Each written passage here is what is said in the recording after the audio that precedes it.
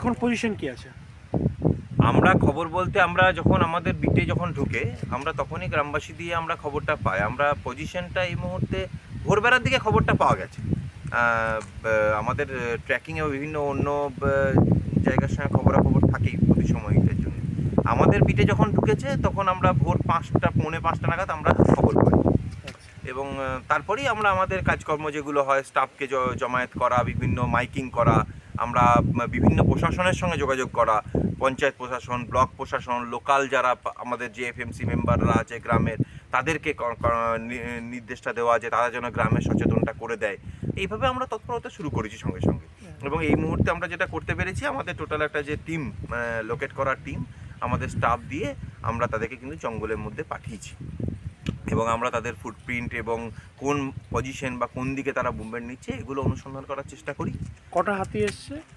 আমাদের স্টাফদের ইনফরমেশন অনুযায়ী বা আমাদের কাছে যে ইনফরমেশন আছে তাদের 2টো হাতি এসছে এবং লোকাল ভিলেজাররাও সেটা কনফার্ম করেছে 2টো হাতি। কোথাও হতাহত বা কোনো? দেখুন, এখনো পর্যন্ত সে ধরনেরভাবে কোনো ড্যামেজের আমরা খবর পাইনি, মানে হতাহতের তো কোনো এখনো পর্যন্ত কোনো খবর নেই এবং কোনো ড্যামেজ এই ধরনেরভাবে সেই ধরনের ড্যামেজ আমরা কিন্তু পাই। আচ্ছা, কোনো ক্ষতি, চাষিদের কোনো ক্ষতি? চাষিদের তো কোনো ক্ষতি এখনো পর্যন্ত হয়নি, কেন মাঠে তো ধান এখন নেই, মানে তো উঠে গেছে। আর এখনো পর্যন্ত এইটুকু খবর জঙ্গলের মধ্যেই হাতি 2টি আছে। আচ্ছা, এখন আমরা তৎপরভাবে খুঁজি, এইটাই।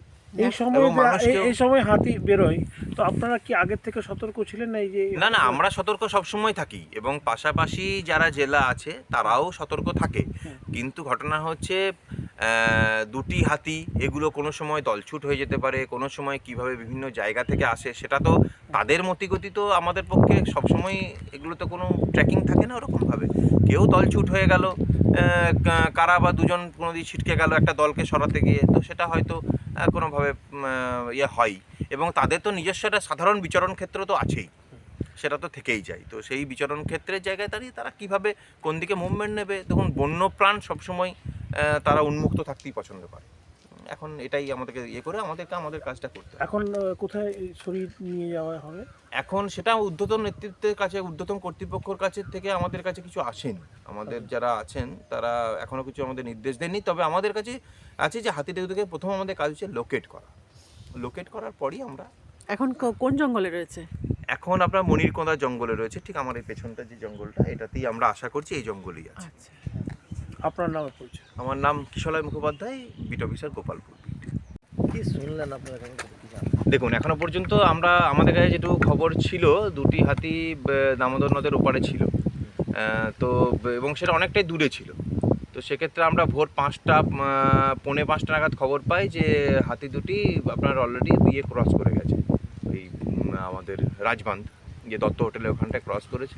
আমরা সঙ্গে সঙ্গে তৎপর ভূমিকা পালন করি, গ্রামের মানুষদেরকে সচেতন করি এবং মাইকিং শুরু করে দিই আমরা।